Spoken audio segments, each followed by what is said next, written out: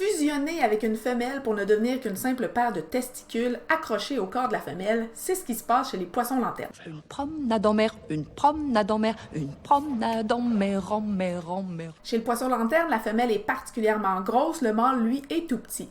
Le mâle ne possède pas de lanterne non plus, ce qui fait qu'il y a beaucoup de difficultés à trouver des proies, parce que comment ça fonctionne la chasse chez ces poissons-là, c'est que la lanterne va attirer les proies et après, la femelle va simplement pouvoir les gober. Sauf que le mâle, comme il n'y a pas de lanterne, il ne peut pas chasser par lui-même. Donc, qu'est-ce qu'il va faire à la place? C'est qu'il va chasser les femelles. Donc, il va trouver une femelle et quand il la trouve, il va carrément la mordre et en la mordant, il va sécréter des enzymes qui vont permettre la fusion du poisson mâle sur la poisson femelle.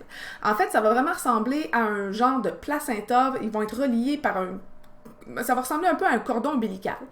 Par contre, plus le poisson mâle va se nourrir à partir de la circulation sanguine de la femelle, plus il va rapetisser. En fait, il va vraiment fusionner avec le corps de la femelle au point qu'à la toute fin, tout ce qu'on retrouve, c'est une paire de testicules.